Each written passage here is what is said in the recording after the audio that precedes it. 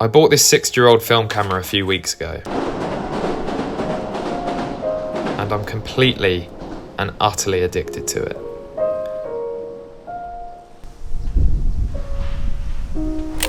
There's something so special about holding something that is more than twice your age that still works so seamlessly.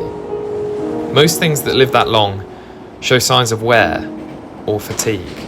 They usually end up wrinkled or mentally deficient. But this camera looks like it was just created. There's not a scratch on it. But it's not just the camera that has me addicted. And I don't like it just because it's older than me. I'm not into that. I swear, I'm not into that. There's just a lot more to it.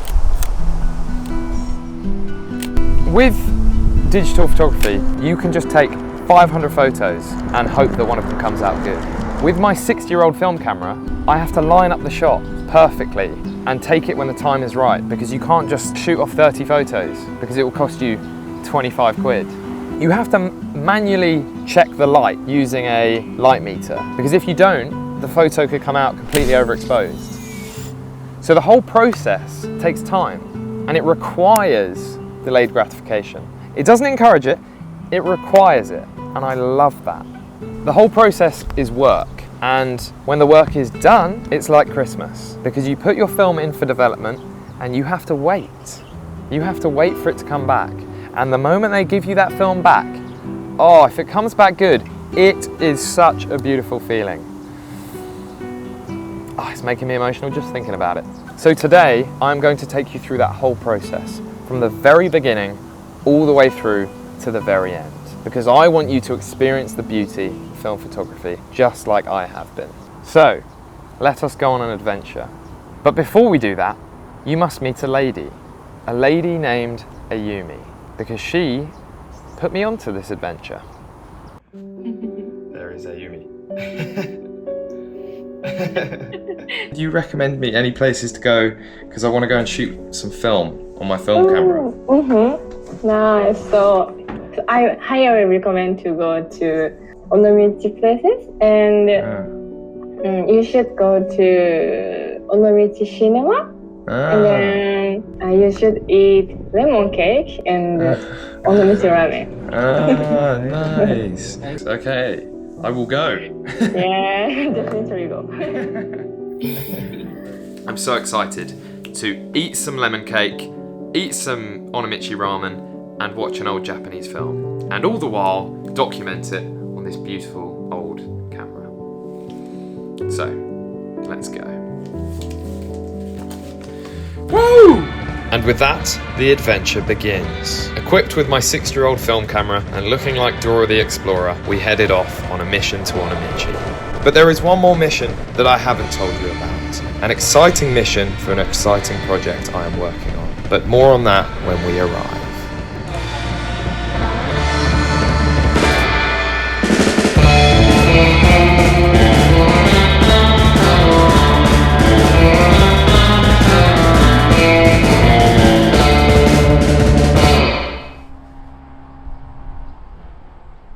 I think this is it. Let's go find out, shall we?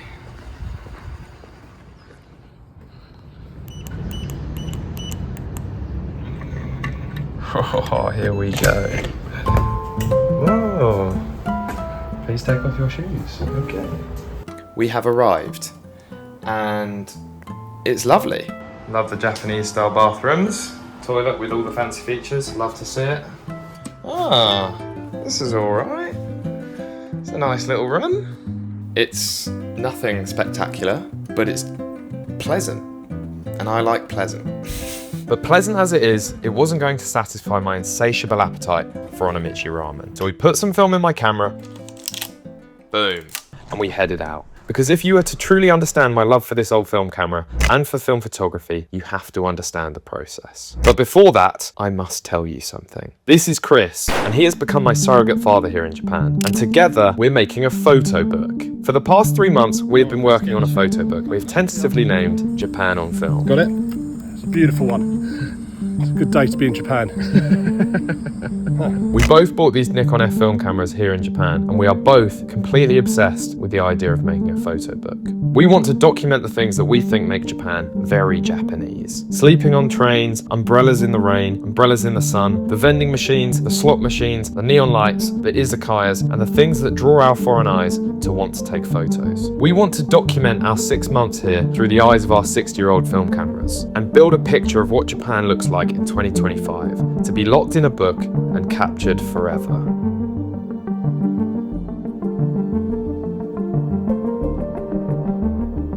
The world is changing very rapidly, and we have a very unique opportunity to document it. Shooting on 60-year-old Japanese cameras for a book that will be a timestamp in the history of Japanese culture, potentially for hundreds of years to come. It's hard to even imagine how Japan will look in 10 years, let alone 100. But what we can do is document the now, the present culture, and look back in awe. If you're interested in seeing the photos as we take them, follow Sabi Film on Instagram and subscribe here to follow the process from the very beginning to the very end, where we will have our final photo book of Japan on film, all shot in 2025.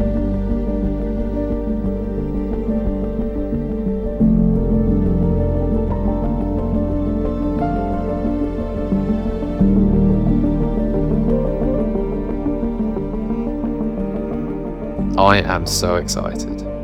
But for now, back to Onomichi.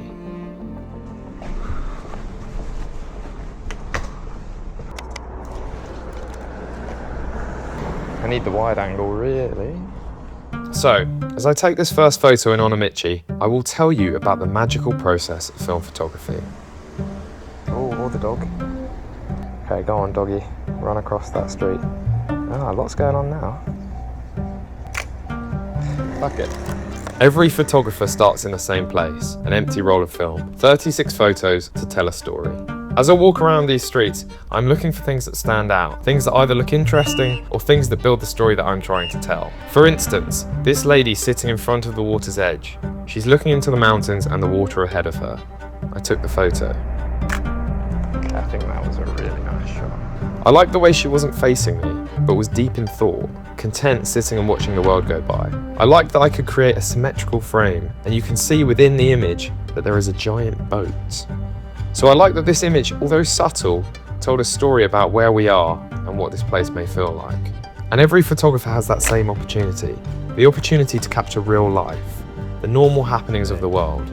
But what makes photography so interesting to me is that the way I see this image and the way you see it may be completely different. Or maybe you wouldn't have even seen it at all.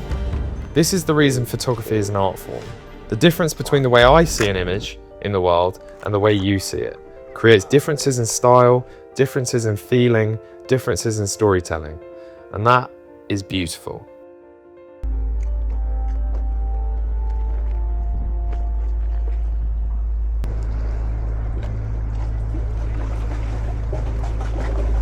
This is another image that I really like. I love the way the image looks so moody. It's atmospheric and dark. The boats are lined in a very aesthetic manner, and it's pleasing to look at.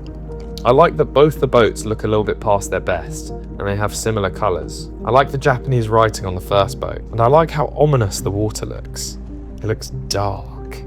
It's an example of a probably very everyday looking scene in Onomichi. But to me, someone that hasn't been here before, it really stood out. And I think it captures the essence of this place. Sleepy, atmospheric, and maybe a little bit past its heyday. And that's another reason I love photography.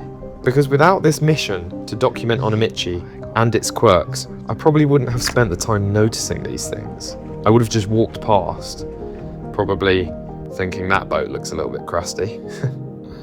Photography requires you to step outside your door and experience things. It requires you to see what the world has to offer.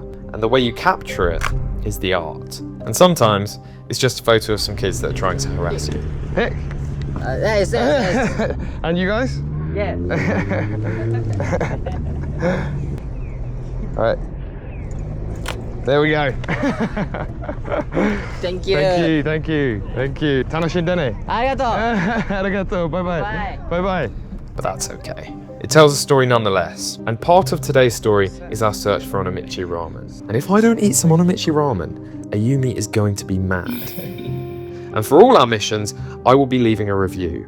The best, most in-depth review they will have ever had. I'm gonna go eat in there. Okay. Onomichi ramen, here we come. Konnichiwa, konbanwa. So, what's the deal with Onomichi ramen?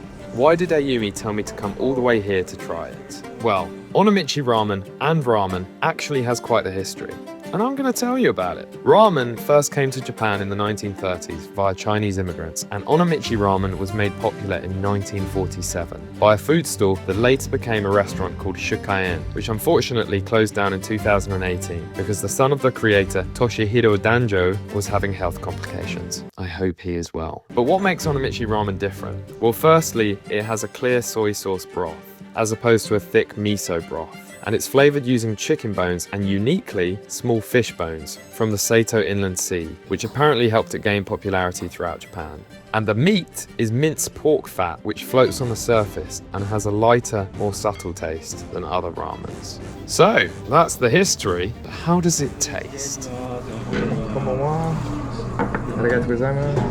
Well, I can tell you exactly how it tasted, because moments after, I wrote a review.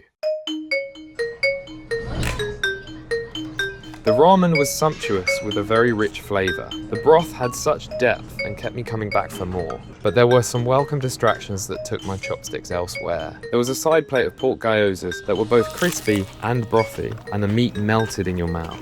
I couldn't resist demolishing them before the ramen was conquered. Mecha oishi.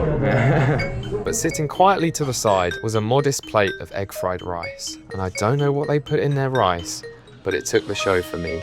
Meaty, flavourful, and full of love, and maybe garlic and onions. Overall, a delightful time. Can I take a photo of you? Yeah. Hi. Okay. Ichi-ni-san. Hi. Arigatou gozaimasu. Mecha oishi. Arigatou. Spent well with some delightful chefs and their pet turtles, who also seem friendly.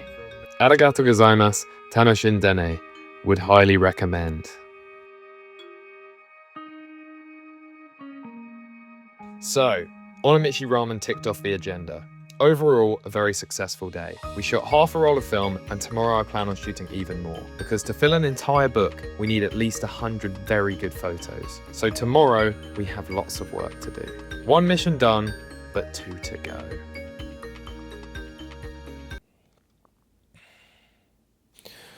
Good morning, my friends. Hey, whoa, shit. It's blue skies. Woo! What I want to do today is see some nature, you know? I've been in the busy, bustling city for too long, and I want to see some nature.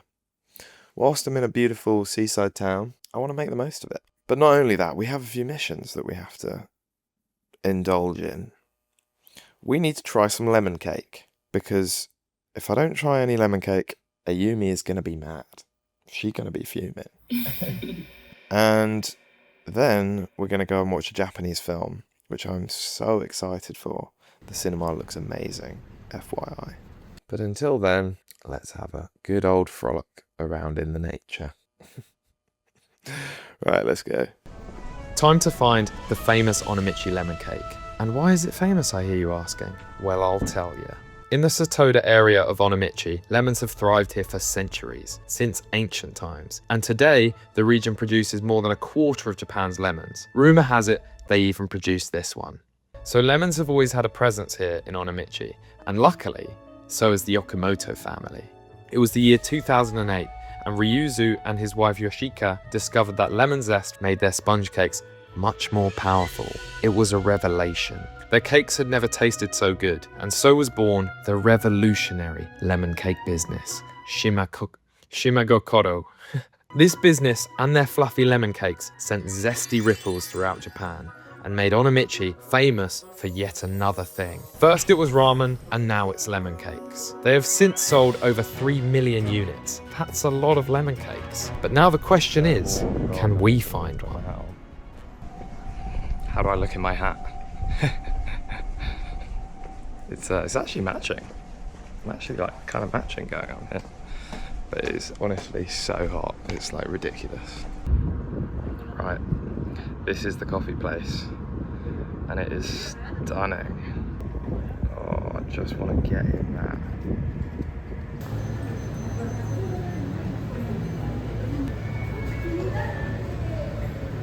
Guys, I have found the lemon cake.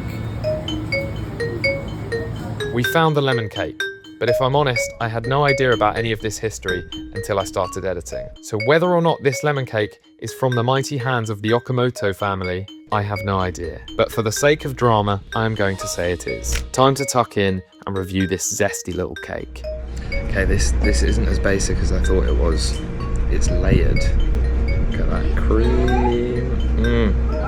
Stop it. I took the first bite without hesitation, longing for the sweet, zesty aromas of the Japanese lemons, and I was not disappointed. The middle was dense with some sort of lemon cream, and the icing on the top was sweet and tangy, accompanied by what I think were crunchy, crushed pistachios, a welcome accompaniment to my lemon-filled mouth. I cannot confirm or deny whether this is the famous Onomichi lemon cake, but I can confirm that it was delicious in my mouth. Lemon cake was delicious. With 2 of our 3 missions now complete, Ayumi will be very happy with me. But now, it is time for our final mission. So, 2 missions are ticked off. So now, we just have to watch a Japanese film. But let's check what is on at the cinema. I am so excited to watch a film. Right, I have no idea what the website is saying though. The website was incredibly Japanese, and I tend to struggle with that. So the only way to find out what was going on was to go. But on the way, we stumbled on a couple photo opportunities. I saw some steps covered in barnacles and spent a long time deliberating whether the photo was worth taking. I really like the way the barnacles look all over that those weathered steps. Firstly, I didn't have much film left in my roll, and I was planning on adventuring up to the top of Onomichi. So I had to think.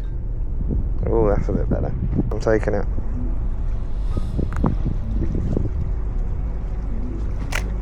I think it'll be nice. But I'm glad I took it because I really love how it turned out. I love the barnacles and the way the water looks quite green. These steps look as though they have seen some life, and life is living upon them. I think this photo paired with the boats and maybe another wide of Onomichi, and you can almost tell the story of this place, which is exactly what we need for our book. But I think a few more moments of Onomichi are required before we can call this a wrap, so we pushed on. 3, 2, 1. You might be wondering who this man is. Well, this man is Taku, and he is a bloody legend. I was buying a drink from a vending machine when he tapped me on the shoulder and handed me a roll of film, just as I was running out. Medium format 6x7 camera. Oh, wow. Like it. Nice. So what, and you don't use this? I don't like this Kodak. You don't like the Kodak? I don't like this. No, I like a Kodak, only portrait. I always have this one as a stock. Yeah. And then when I need to test something, so but I don't need to test now. So Nice. you can use it. I'm almost Finish it? yeah, I'm almost finished with this roll, and Right. I've only got a black and white left, and I kind of wanted to shoot with more colour, so this is perfect. I ended up chatting with Taku for a while, and it turns out he used to be a tour photographer with some British rock bands. Crazy. I just worked in Imagine Dragons. Imagine Dragons? Oh really? No way. And some British museum, like a jetpack, 50 idol from Scotland, Glasgow. No way. That's so cool. So what, doing the photography for their shows? Live shows, and they come into Japan for tour. Yeah. I always go around together and shooting in the backstage. Ah, that is so cool. Oh. Taku was an absolute legend, and I'm planning on making an entirely separate video about him. He is a very interesting character and has been doing photography projects for years, and has never shown anyone his photos. He spent 7 years photographing the fish markets in Tokyo, and is now documenting the abandoned buildings of the Satuchi Islands. He is a true artist, and I can't wait to delve into his story more deeply, but that will have to wait for another time. For now, the cinema. And you know what that means. Time for another Jim Did Short Histories. This old cinema is not only a surviving piece of history, but it is a reminder of Onomichi's past. In 1953, director Yasujiro Ozu chose Onomichi as the backdrop for his masterpiece, Tokyo Story. Martin Scorsese praised his ability to express the poetry of everyday life. Roger Ebert called Tokyo Story one of the greatest films of all time. So it's fair to say that Onomichi has a serious connection to film, and this cinema is a living reminder of that history. Now, I reckon it's time to see what's on. It seems these are the films on today. This one is called Anonymous Life. Japanese name 無名の人生 Nameless Life. That? 英語で無名の人生 Hi. ああそうね Okay, hi. Okay. Arigatou gozaimasu. Please Oh, wait. Hi. Okay. Arigatou. ありがとうございます Bye. We bought our ticket, and immediately, walking into this place, you can see the history written all over the walls. Old posters from films that premiered here, and photos of the people that made them. I could feel the history and the passion that people put into maintaining this place, and it felt really special. This is so cool, I love this. It's such an old, cool cinema, I love it. Even the waiting room outside the cinema had comfortable old sofas and books made about the films that are showing. They really respect the artists, and you can feel it. Walking into the cinema felt even more special. The seats were aged and rough around the edges, and not many people entered the cinema, but of those people, all of them walked in complete silence. This is such nice vibes in here. So cool. Respect being shown for the cinema, before the film had even begun. It felt almost eerie, and I took a photo.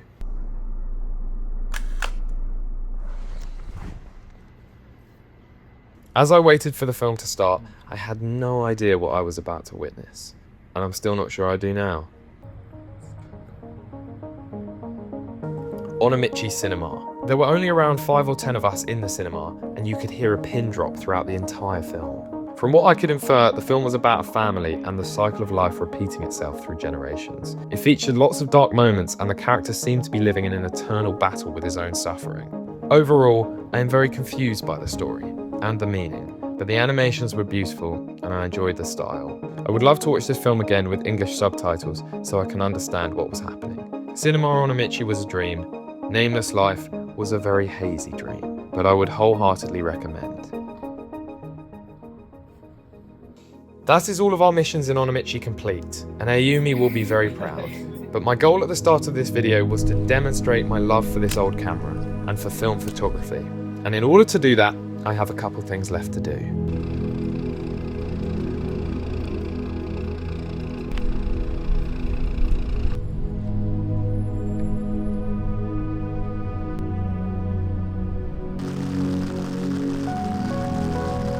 The next morning, and my final morning in Onomichi, I woke up at the crack of dawn. The clouds had rolled in and there was some serious atmosphere in the air. This place really has a feeling about it. When the sun's out, it feels like it could be a holiday destination. And when the clouds roll in, it feels like a movie set. Dark and cinematic. The people sleep whilst Onomichi breathes. And it really breathes. The strong wet breath of Onomichi almost killed me. Uh-oh. There was lightning. Not good. I do not want to get electrocuted. There's something very special about exploring a place completely by yourself. You are forced to experience the place and the way it feels in its entirety.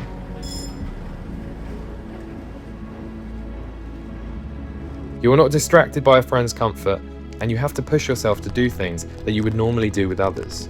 It's interesting because I would rarely do any of Ayumi's missions without a companion, but doing it alone was really fulfilling. And spending the weekend dedicated to documenting a place was a very new experience. I feel like I learned a lot about what goes into telling the story of a place, the small details required in building the picture, the people that live in the place, and the expansive wides of the scenery. They all help build the picture. There's so much that goes into one image, and that is even more true when it comes to film photography. When using an old analog camera like this, you have only the assistance of the shutter. You can take a photo, but that's it. You can't see it. You can't use autofocus, there's no inbuilt light meter. It feels like a much more meaningful craft. It feels like art, whereas digital photography feels like a cheat code. And not having the ability to see the work you have done makes the results much more special.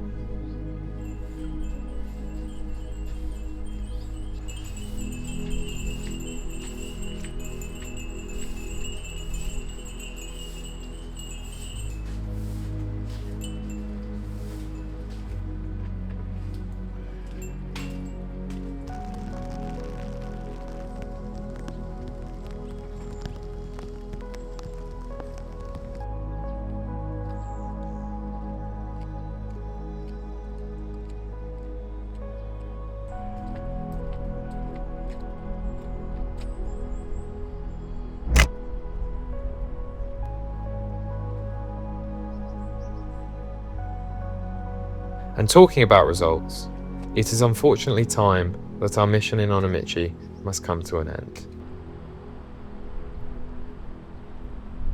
It's safe to say that I was happy with the results. If you can get one photo in a roll of film that you would be happy printing, then in my opinion, the whole roll was worth it. We have a couple months left in Japan and we are going to make the most of it. We are going to document the full process of creating this book, from photo selection to the darkroom, to printing and to the publishing. So if you are interested, follow along for more films. Onomichi is documented, but where will be next?